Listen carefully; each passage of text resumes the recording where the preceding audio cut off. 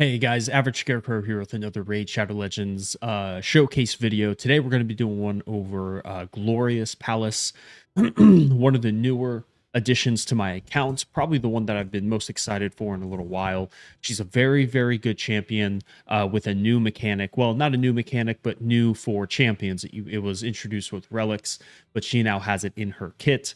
I pulled her during the progressive chance during the Pallas. I uploaded that video. Had a lot of really good luck with those summons. I had meant to do a video on her pretty much as soon as I pulled her because I started training her right away because we had a champion training tournament the next day. Unfortunately, my health took a little bit of a dive. Nothing crazy, nothing like life threatening, but I had an infection on my face that spread into my eye. So my eye was like completely red, and it was like dry. It was itchy. It was irritated. It was blurry. I was having a hard time seeing out of my left eye. So a little bit freaked me out a little bit. Went to the hospital, or the doctors got it all sorted, and now fast forward to today and feeling a lot better. The infection has gone away, and thankfully, doesn't look like any permanent damage. They were worried about permanent damage in that eye because it spread into that eye. But so far, fingers crossed. So far, we're looking all good. I'm feeling better, and now I am back to recording. So we're going to start off with Glorious Pallas, the new Argonite, legendary support champion, Magic Affinity. Very, very cool. Can't wait for Faction Wars to open up so I can test her out in Faction Wars. She's I would say probably an S tier support champion in the game. She looks incredible. The Argonites have quickly become probably they're one of my favorite aesthetically pleasing factions in the game now. She's very, very, very cool looking. I love the shield. The Greek mythology kind of blended in is really cool. I'm a huge fan. So what is Glorious Pallas doing? Well, on the A1, we've got Spirit of Serenity. This is on a books up to level 5. I was about to say books down to a X turn cooldown, and it's the A1, so it doesn't have a cooldown. I apologize. So Spirit of Serenity attacks one enemy with one random ally from the Argonite's faction. The ally joining the attack will use their default skill and then heals all allies by 10% of this champion's max HP. So we've already got like Lady Mikage, the mythical Shadowkin champion, does something very similar on her A1. She does an ally attack with a random ally from the Shadowkin faction, and then places a shield on an ally on that turn as well. Sorry, I'm stumbling over my words. So we've already got on her A1 a very mythical like ability. So I love that. Very powerful. She pairs really well with Cassandra, who will be using Cassandra alongside her today for a little bit. And then a big heal, 10% of this champion's max HP is a very good heal. You can also book it to get an extra 20% heal on top of that. So remember, that doesn't make it a 30% heal. It takes the heal and then multiplies it by 10. So for example, if the heal is going to be 10,000, what you would do is you would take 10,000 times 10% twice and then add it on to the 10,000. So it would be 12,000. It would be a 12,000 heal. But still a very good heal, especially because you're getting it on the A1. Really, really nice. On the A2, we've got Gift of Pallas. It's a full cleanse on a 3-turn cooldown. When booked, it's a full cleanse from all allies and places block debuffs, and fervor on all allies for 2 turns. So we've got a full cleanse, block debuffs, and fervor. Now, this is what I was talking about. Fervor was introduced with the mythical relics. What fervor does is it gives our team 10% outgoing damage. So we're going to deal 10% more damage, but we also receive 10% less damage. So it's a damage buff and damage mitigating buff. So it's very, very good. It stacks really well on top of all of the other buffs and debuffs inside of the game.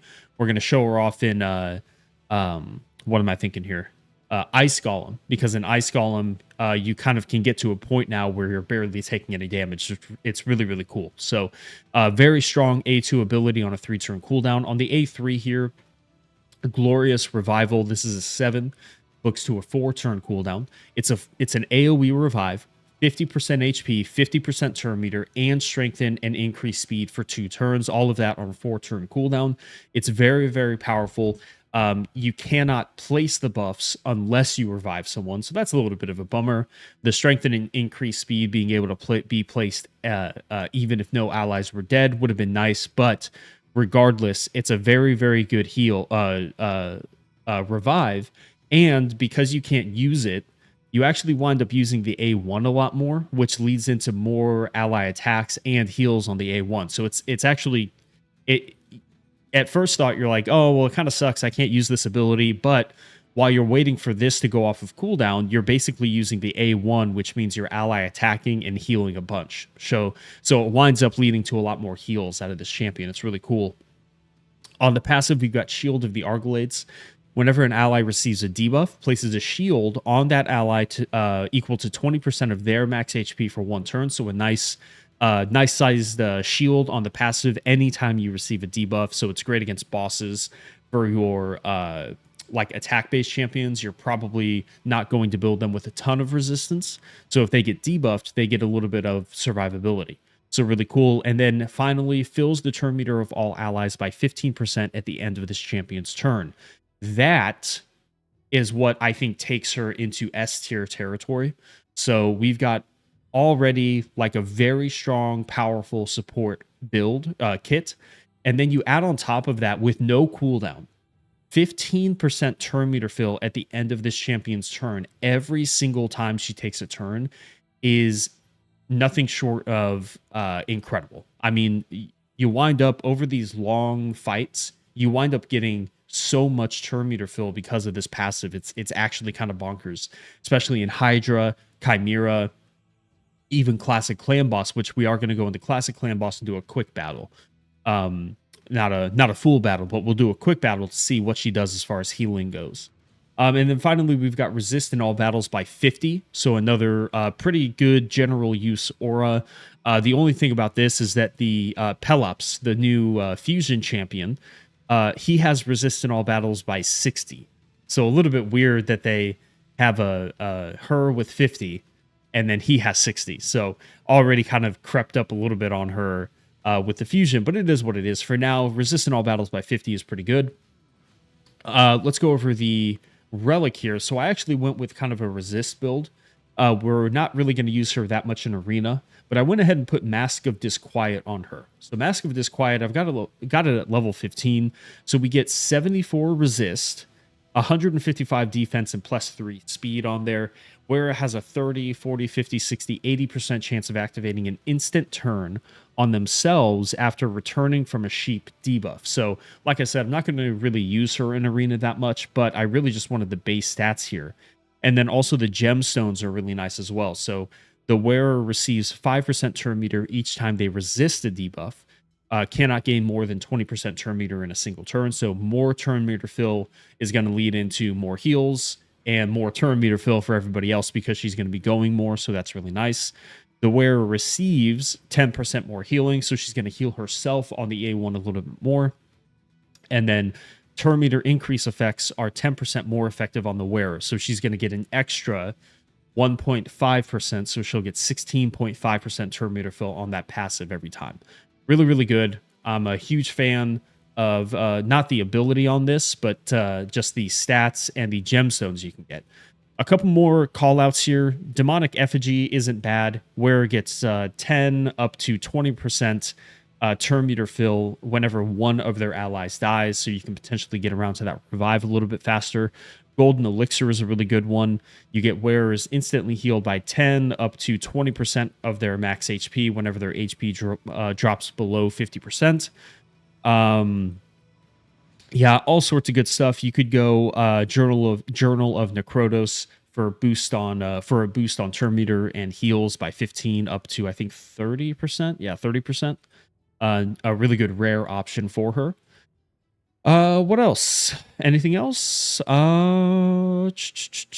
I mean, there are plenty of good ones. Where increases damage of each hit on the next time. That might be interesting. Flesh Render for a little bit of bonus damage. I don't know. We'll see. Yeah, plenty of good options, though. I don't have her built for any damage at all. I went full support on Glorious Pallas, so I went defense and support tree on the masteries. So starting off with Defiant, we get a little more resist, improved parry for damage mitigation when hit with a critical hit.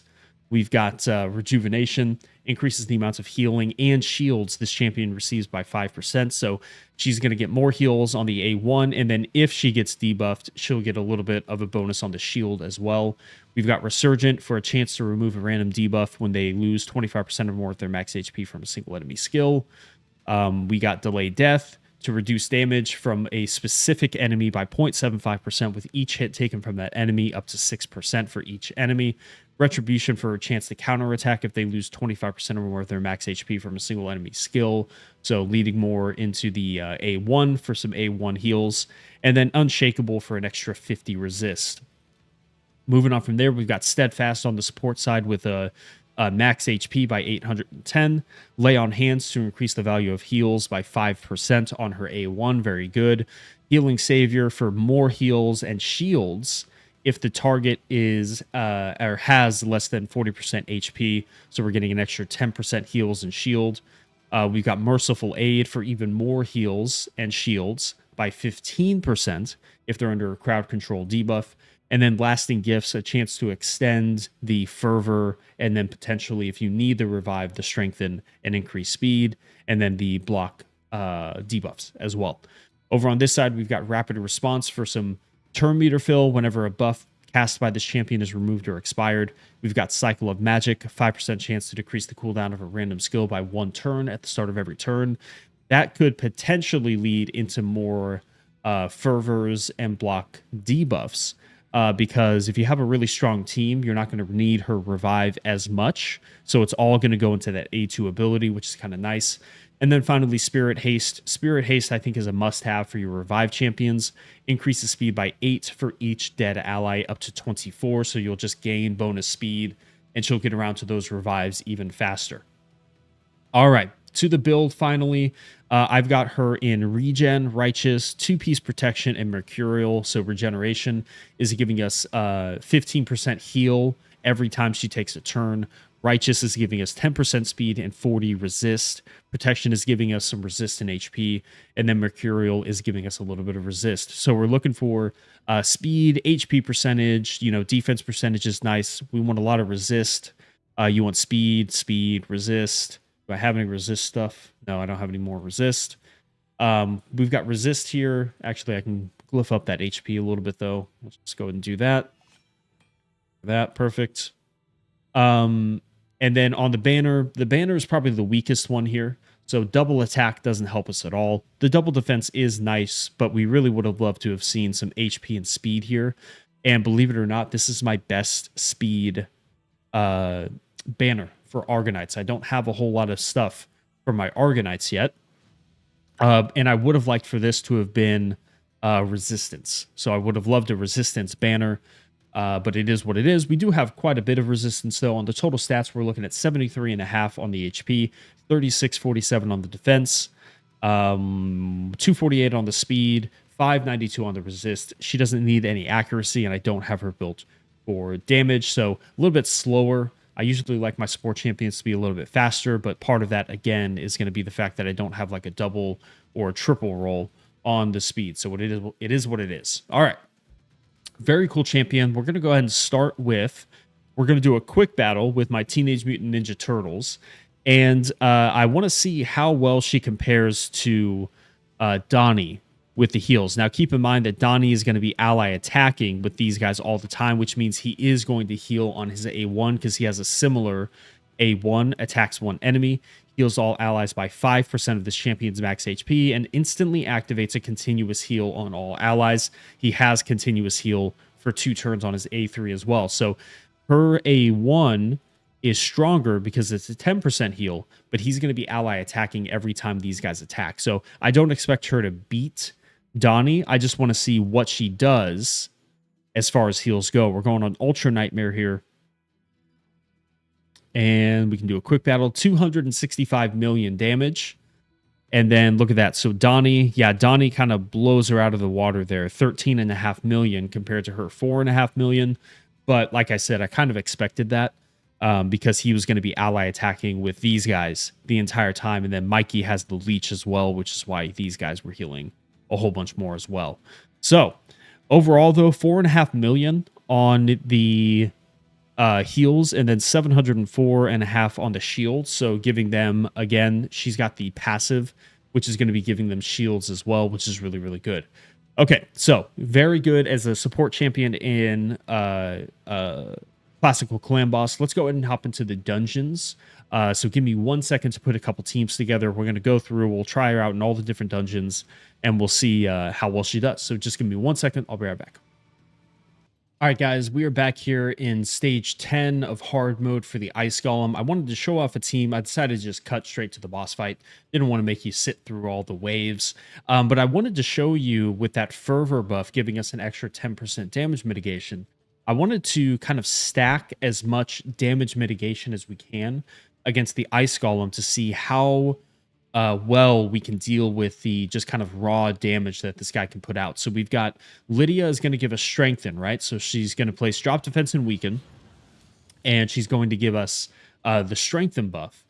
Stag Knight's going to place drop attack. We're going to get fervor from what's her name, and then we would get increased defense. So we'll go ahead and wait for now. But we can already see, you know, that's a hard hitting ability that this guy has. And we barely took any damage from it. So there's that regen coming in. We'll go in A1 for now. We've got about 10k heals going out on everybody else, which is really nice. So now we can do increased defense, but we don't have drop attack anymore. So let's go ahead and without drop attack, I just want to see with the increased defense, with the strengthen, he doesn't have fervor anymore, but everyone else does. So I just want to see how hard does this guy hit with all of those buffs? No ignore defense. I mean, still hits reasonably hard, but, you know, that's an attack that would typically...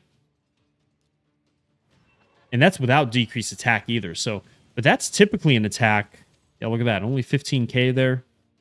That's typically going to deal a lot more damage.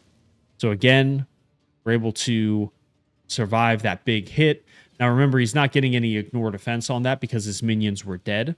So we've got drop attack up now. Let's go ahead and cleanse and do fervor. We'll do block debuffs. We can just AoE here. And yeah, I mean, look at that. Only 5,000 damage on Marius. That's pretty good, man. That's pretty good. Put the strengthen back out. Oh, here's a big hit. Look at that.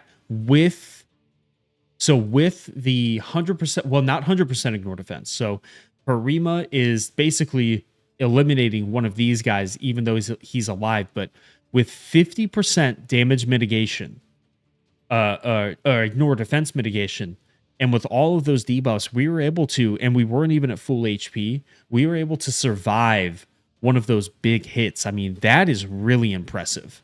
So we're getting a little close to being dead here, but look, we still... Oh, it was close.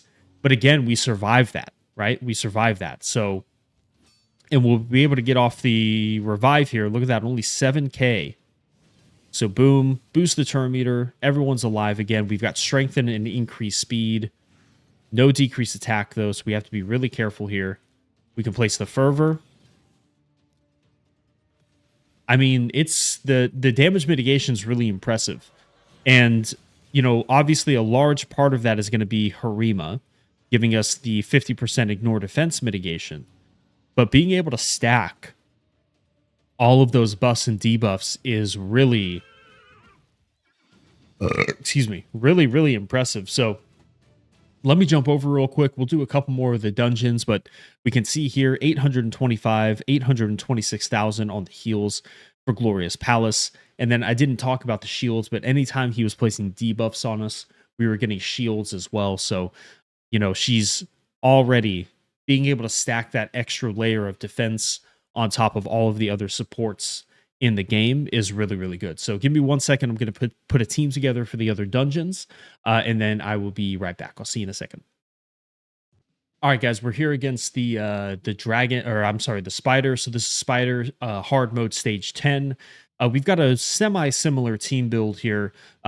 We brought in Caden for drop attack. We brought in Oella, who's going to be turn meter boosting and healing. Lydia's giving us strengthen, drop defense, and weaken, so we can boost up here, increase resistance as well. Let's go ahead and place the fervor and increase defense, and then I hope we don't one-shot him here.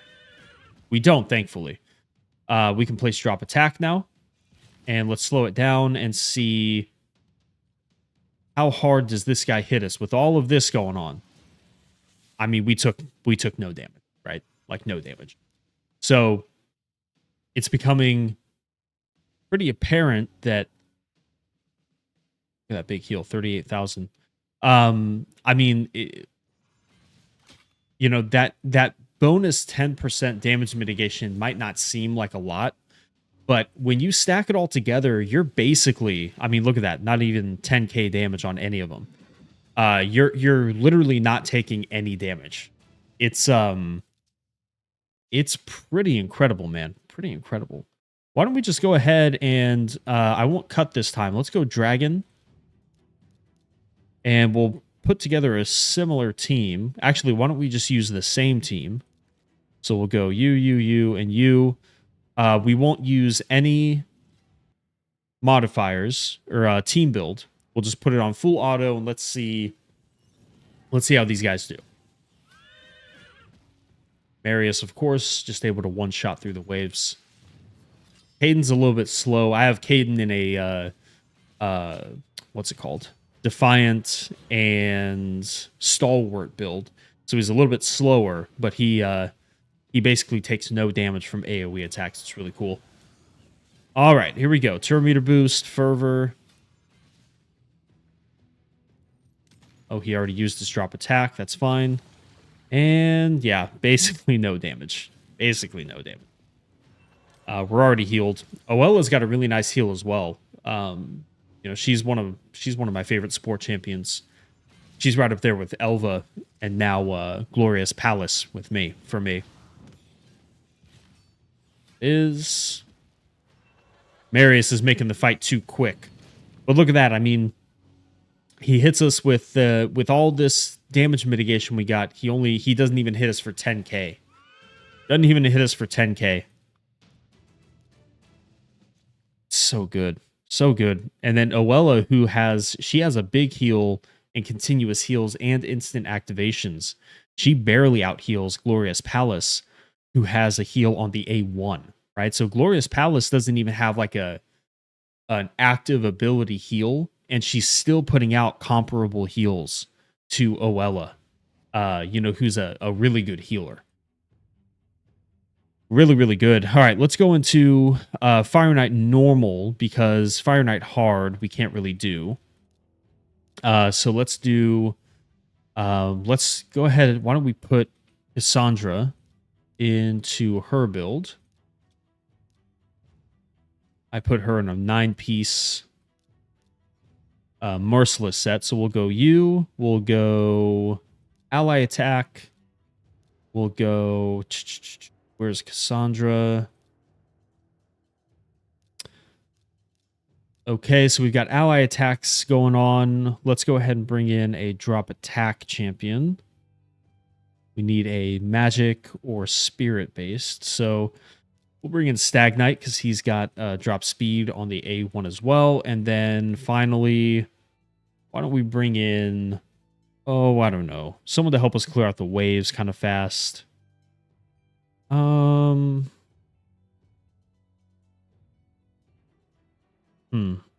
I guess we'll just stick with Marius.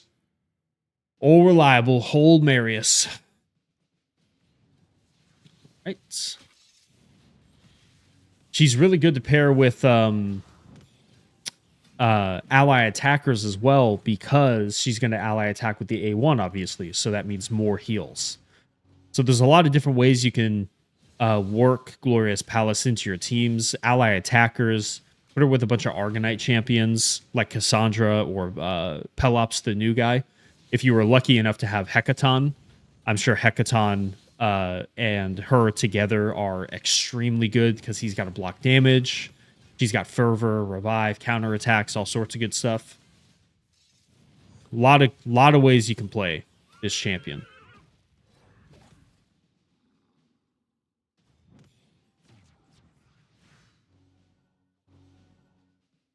And then she's going to ally attack with Cassandra every time, which is great for Fire Knight. Her and Cassandra together in Fire Knight, even in Fire Knight hard, to get the shield down faster is very, very good. It's just that when you get the shield down in Fire Knight hard, you need other people to keep the shield down. So it's a little bit harder to build a team for Fire Knight hard. All right, here we go. He might not even have a chance to hit us. Oh, that's because Cassandra's got dropped turn meter on the A1 as well. So Cassandra is like, they're S tier together in this. So he didn't even get another chance. I forgot that Cassandra has turn meter steal on the A1. So drops the enemy's turn meter. Well, I guess it's not a steal technically, but she's dropping the enemy turn meter by 7.5 and increasing her turn meter by 7.5. So yeah, very, very good. These two together in Fire Knight are a very good combination. I think, you could run her in a even without the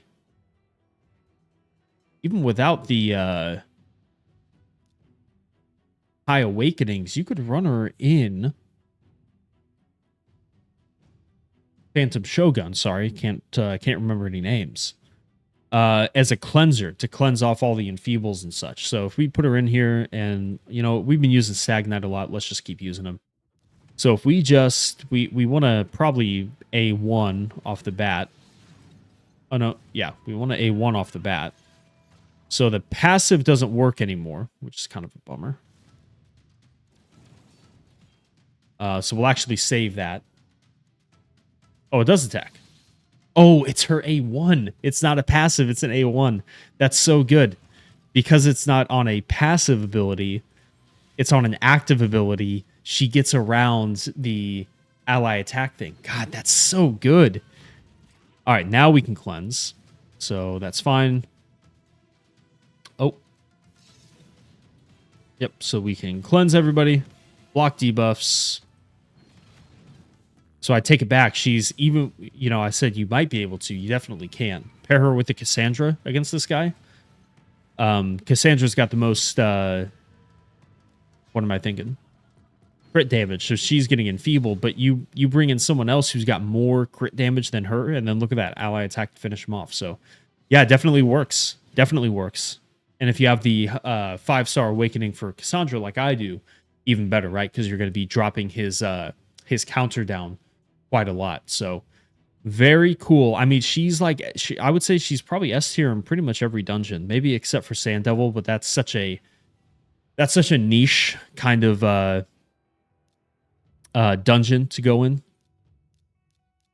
I don't know. So let's bring in these two again because they just pair so well together. We'll bring in you for some extra support, and then he's got decreased speed, so we'll just run Stagnite again. Stagnite getting his time in the sun.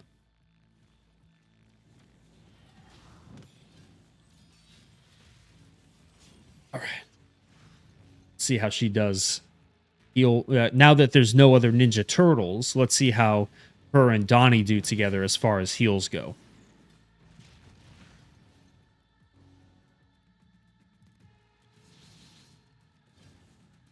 Yeah, that ally attack is really good. Really good.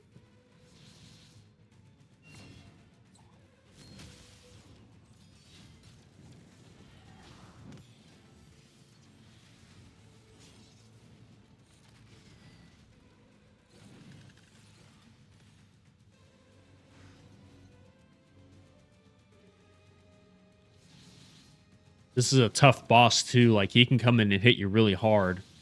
So again, that fervor buff is just giving us that extra layer of protection. It's really nice to have. I feel like it's one of those buffs that you might not even notice what it's doing, because you're in the back of your mind, you might be thinking like, oh, it's 10%. That's not that much. But 10%, when you start getting into the higher level dungeons, 10% is quite a lot. Translates into quite a lot. Yeah, so still out healed by Donnie, but Donnie I think is like SS tier healer. I think he's like probably one of the best support champions in the game. And I've also got him 5-star awakened. But she comes in and does comparable heals. And remember, Donnie's got the A1 heal and the continuous heals on all allies on the A3. So Donnie is like, you know, a mega healer, and she's still doing comparable damage to him. So it's, yeah, really impressive, man. Really impressive. I want to show her off in Doom Tower as well, though, because I want to show off that passive. I want to show off that passive ability she has with the shield. So for the spider, sorry, I forget the spider's name. For the spider, she is really, really, really good. So we're gonna go in, and I'm gonna take it. Yeah, no, I'm gonna put it on auto. But watch this. Anytime they attack, they get the shield. Every time they get a poison, they get the shield. So she reapplies that shield from her passive every time one of the spiders applies a poison debuff to them, which means that you're basically never taking damage from the poisons because they can't get past the shield because it keeps reapplying over and over again. It's busted.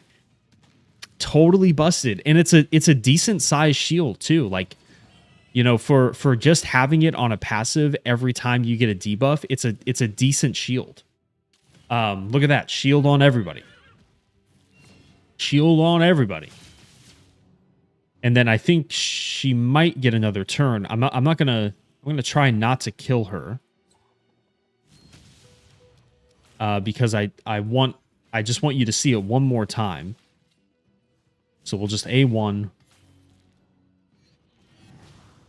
The block debuffs doesn't matter because they're going to apply the poisons through the block debuffs. But it doesn't matter because she calls everybody back, and then there's a poison, and then look, the shield's not going down until the last one because she reapplies the shield every single time. Totally incredible. Totally incredible.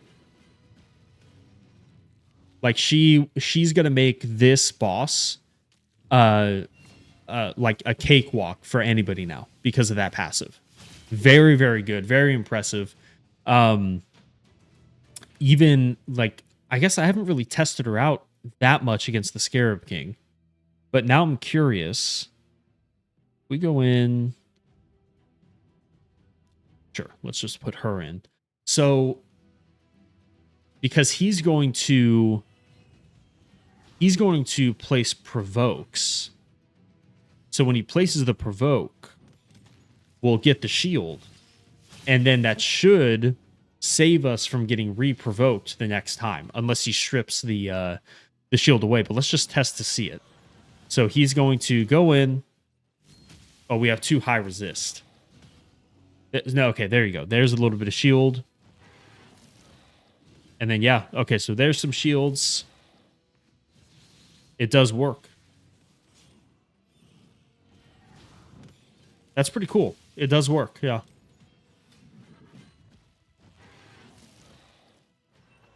Yeah, very cool. So we're still, like, for this boss, we're a little bit high on the resist. Good lord, man, calm down. We're a little bit high on the resist, except for that, I guess, right there. But it does work. So, like, you know, we have the shield. There's the shield. Yeah, she's good. Even against Scarab King, she comes in and brings in a lot of value.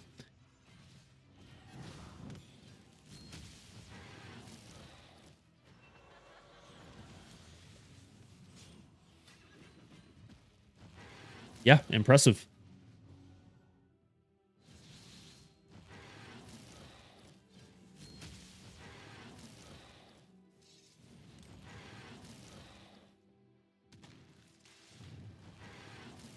Now we've got the block debuffs, though, so we don't even have to worry about the provokes.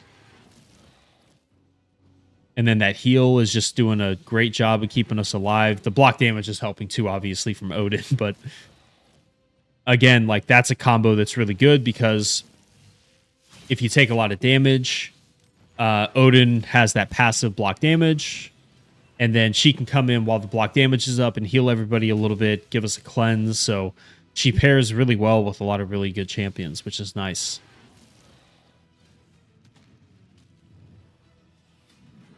All right, just about done.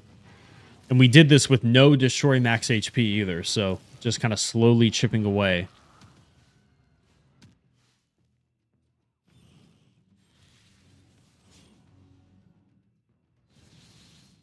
Yeah, I can't go higher than this because we're not at a higher level for Scarab King, but even at a higher level, I would imagine that she still would bring a lot of value because even if you were to die, she could come in and do an AoE revive as well. So, very cool, very cool, very cool. All right, anywhere else I want to try her out at? I don't have her in Grim Forest because I got her after the start, I believe, of the current rotation. Arena, I've dropped all the way to gold 3. I've been taking, like I said, I haven't been playing as much, so I've dropped out of, I was in gold tag team, I was in gold 5 arena, dropped out of those, so we'll go ahead and skip the arena showcase for now. Why don't we jump into, why don't we plug her into Chimera? I don't really ever do Chimera runs, but why don't we plug her in and do, we'll take Elva out. We'll put you in.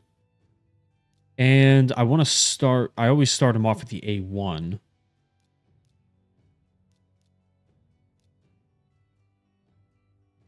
I should have compared, I should have looked at Elva's heals. But remember, it's not just the heals as well. Something else, this is something else that you probably don't even notice. It's the turn meter fill, right? Oh, we got the extra turn right off the bat. We don't want that. I have Donnie and Relentless. You don't typically want the extra turn straight away. But just keep in mind, again, keep in mind the turn meter fill that she's doing. So look at that. Everyone gets 15% turn meter fill, which is going to lead into just overall more abilities on everybody. So I'm going to go ahead. I'm going to just let you guys watch it. I might take it off auto. I'm going to hide my camera. I might take it off auto for the ram form. But I'm just going to leave this on auto, and I'll kind of let you guys, I'll speed it up, and I'll just let you guys see how she does in here. You know, let me know what you think. Is she S tier for this guy or what? So I'm going to mute my mic, hide my camera, and I'll just let you guys watch the fight. Okay, I'll see you at the end. Okay, guys, sorry about that. Had to cut back. I'm gonna cut right before we get into the Ram form. I forgot that the Ram targets the champion with the least amount of crit damage, so he targeted my glorious Pallas and killed her right off the bat. So I went ahead and rebuilt her in a similar build to what I have Elva in when I run her in Chimera, which is a higher crit damage with righteous gear. So still a lot of resistance, but with enough crit damage to where she's not the one being targeted. So sorry about that. I'm going to go ahead and we'll do the same thing. I'm just going to go ahead and start it on auto now. I will get rid of my camera. I'll mute my mic and I'll let you guys watch until the end of the fight. So enjoy, and I will see you at the end of the fight.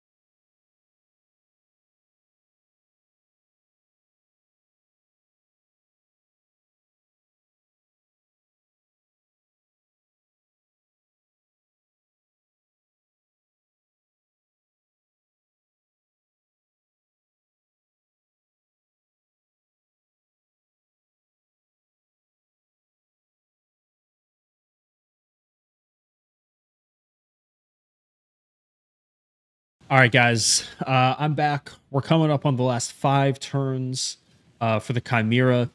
A few things I want to point out. This team is actually not meant to be an auto team. This is meant to be a manual team. It's designed around resetting Marius as much as possible to get as many big AoE enemy max HP hits as we can. One thing I noticed while I was watching this team on auto is that Lamasu was resetting. She was resetting Donnie and Lydia a lot more. At least to me, it seemed like a lot more than she was resetting the other champions. So that's something to keep in mind. First off, which is that 105 million damage is good, but we can definitely do a lot more damage if I had been doing this on manual. The other thing to notice is that turn meter fill on her passive is absolutely bonkers. It's so good. I was just watching the turn meter boost apply every time and how it was kind of surging us past the boss numerous times. And it really is just incredible. So a few things to point out here. First off, Donnie with the 6.3 million on the heels, Glorious Pallas with a 3.3 million on the heels. So Donnie, he benefits obviously from the A1 with the 5% heal, but he's also got the continuous heal on the A3 and the instant activation of the continuous heals on the A1. And so the fact that he was getting, not only it seemed like he was getting reset quite a lot, but also the fact that I have him in Relentless led to more A1s, more A3s. And then honestly, with Glorious Palace's turn meter boost, just him getting more turns off over the course of the fight, definitely benefited from that. So even though he was almost double in heals for Glorious Palace, the cleansing that she brings with that fervor and block debuffs is incredible. The passive turn meter boost extended over a 65 boss turn fight, absolutely incredible. The shield even, so the shield on her passive was also very, very good, because when we go up against the serpent boss, the serpent boss is applying poison, so we're instantly getting some shield because of the poisons. But then also the drop defense and weaken that the lion head does, especially against Marius, right? Because Marius was taking a lot of damage. Being able to shield Marius and offer a little bit more protection, and then cleansing off the gaze, what's it called? The hunter's gaze, and applying the fervor to even further mitigate the damage that he was receiving. Absolutely incredible. So obviously the heals aren't the only part of her kit. So I was trying to highlight the heals because the heal on the A1 is incredible, and she's able to keep up with S tier healers without that even being an active part of her kit. Her heal is just part of her A1. You're getting that just every time she uses her A1. But when you put it all together, so the heal, the turn meter boost, the shield, the fervor, the block debuffs, the cleanse, the AoE revive, I mean, she really is an S tier champion. And keep in mind that 108.4 million damage is only what we got playing it on auto. On manual, I think we probably would have gotten over 200 million because of how many wasted resets we had on Marius. So there were times where Lydia was placing drop defense and weaken right before a boss shifted into another form, and then we don't have drop defense and weaken until a couple turns later for that boss fight. So yeah, absolutely incredible. I think she's probably going to stay on my team. I think even though she's not awakened at all, I think she's going to stay on my Chimera team as a permanent addition over Elva Autumnborn. That AoE revive is really, really good too, with the strengthen and the increased speed. We got to use that a couple times against the Ram head especially. So yeah, absolutely incredible. Guys, I want to wrap up the video with a Hydra run. We'll do the same thing. I'm going to put it on Nightmare. We're not going to use Pallas. We're going to use this team here. Let's make sure everyone is built. Let's make sure everyone is built. Oh, you know what? Let me switch her back over.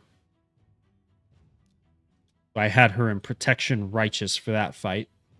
Oh, I didn't save the other build. Okay, give me one's. Now, we'll just keep her in this. I am going to switch her into this one, though, because it gives us a little bit more defense and a little bit more resist. So we'll switch her back over into that. We'll have her in, for this one, we'll have her in double righteous, protection, and a little bit of mercurial. Let's go ahead and, yeah, let's go ahead and just start. Excuse me. So again, I'm going to mute my mic.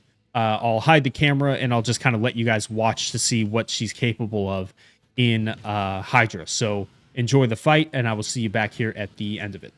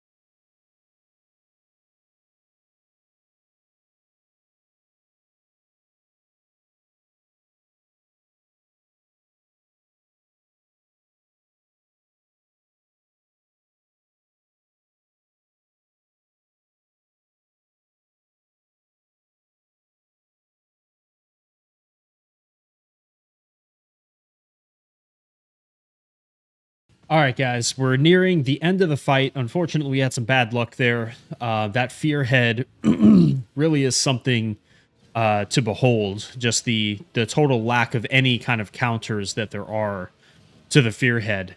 So we got consumed quite a lot there at the end. But overall, a very, very, very good run. We're approaching 350 million damage. We are close to the total turn count. I don't think we'll quite get there, but close to the total turn meter counts. And I think that the fact that you're getting that 15% turn meter fill every time in the passive is just incredible. I mean, we outpaced the Hydra heads 5-1. We're at 958, they're at 212, and it's only right now that they're really starting to cycle through their turns because we lost all of our champions. So I did a little bit of math while I was waiting. It's rough. Math's not my my strongest subject. It wasn't my strongest subject in school, but I did essentially the math here, and we're just about to end. So if you do 1,000 turns, right? And let's say you divide it evenly between your 5 champions, it's not going to be even. She's going to be faster than like your nukers. So, but let's just say that it's even, and she takes 200 turns during the fight. Okay. So 200 turns is going to apply a 15% turn meter fill 200 times. Okay. 200 times. You've got 200 times 0.15% roughly equates to, if my math is correct, you're basically filling turn meter about 30 times. So that's 30 turns total that she's granted because of her passive across all champions. Oh, I guess it's 6. Sorry, 6 is the you know what? Let's just do the math right here and right now. So if I have, let's say 6 champions, let's say you take all 1,000 turns, you divide that by 6. That's a scary number. So let's say we'll round down and we'll go 166. Okay. So she took 166 turns roughly. Okay. Multiply that by 0.15. So 15% is going to be 25. We'll round up to 25. That's going to be roughly 25 turns times 6 equals, you roughly granted 150 turns total because of that turn meter fill. Now, again, I'm not super good at math, so if I'm wrong, let me know. Let me know if I'm just an idiot when it comes to math.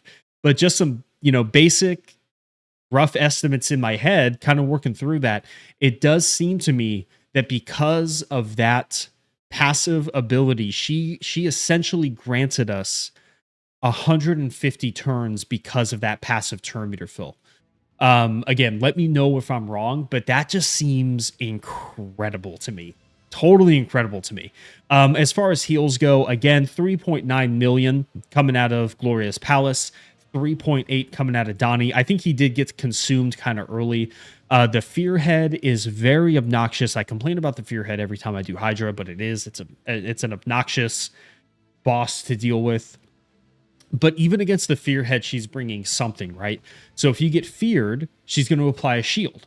So you're getting that an extra layer of protection to go against the just like the damage, I guess. So it's not great. It's not really a counter to the Fearhead, but it does offer a little bit. Like it gives you something against the Fearhead, right? Like you might maybe it'll be enough to make sure that your champions survive if you take a big hit. I don't know, but she is bringing a ton of heals. She's bringing an astronomical amount of turn meter fill over the course of the Hydra fight. She's bringing the cleanse. She's bringing the fervor. I mean, so she's helping mitigate a lot of damage. Marius and Wallmaster are both enemy max HP champions. So once you reach enemy max HP cap, you can't go past that. So the fervor doesn't help us if we get if we get to the cap. But if you notice that maybe your champions aren't quite hitting it, like maybe if you're just under enemy max HP cap, she can come in and she can bring you that extra 10% that will probably push you to the cap there. So 350 million on full auto as well is very, very good. I think if I manualed this, we could probably get closer to maybe even above 500 million damage. So I'm very, very happy with that damage output. Guys, I think I'm going to go ahead and end the video there. This has been going on for a while now. Final thoughts on Glorious Pallas. I think she's an S tier champion. I really like her in regen gear. I also really like her in the double righteous set with 4-piece protection. I think she's an excellent candidate for 9-piece protection as well, because she does have 5 total buffs in her kit. However, I think maybe the only one I didn't test today that I think might be arguably the best one for her actually might be Relentless. Because if you do Relentless, it's going to lead into potentially more ally attacks on the A1, but also more heals on the A1, and you might be able to get back around to that Fervor more often. So like Donnie, I have in a Relentless set. This might be a better set for Glorious Pallas rather than the 4-piece Righteous, 4-piece Protection, or 4-piece regeneration. Like I said, because you could potentially get more ally attacks out of like your Cassandra or your Pelops or whoever it is, your Hecaton, whoever it is that you're running with her. So yeah, I think that she brings a ton of value into every aspect of the game. You could probably fit her into any team that you want to run her with. Especially if you're looking for damage scaling. So something that I wasn't able to show would be like, for example, the event dungeon, right? Where a lot of people are running ally attack Phoenix teams, right? Phoenix isn't an enemy max HP champion. So you can scale his A1 really, really, really high. And so you could bring all the usual stuff, right? Increase attack, increase crit damage, drop defense, weaken, and now you can add Fervor on top of that to get an extra 10%. And the higher you scale your damage, the more that 10% counts towards that damage. So for example, if your Phoenix is hitting for 400k, well, 10% of 400k is going to be 40k. So it's going to scale it to, 440,000 damage. If your Phoenix is already hitting for 800,000 damage, well, now you're getting an extra 80,000 damage on top of that hit. And if Phoenix is hitting twice, for example, that's going to scale even more into 160 extra damage. So you can take like an 800k hit and turn it into almost 1 million damage, or if you're hitting for a million damage. So if he's got a 2x hitter and he hits for 1 million each time, let's say, you've taken a 2 million hit and turned it into a 2.2 million hit. So it just scales better and better the more you can get that damage output going. So Glorious Pallas, the shield on the passive is incredible. The turn meter fill is incredible. I mean, this is truly an S tier champion, and I don't even have her 5-star or 6-star awakened, which is what I really, really want. I want a 5-star soul for her.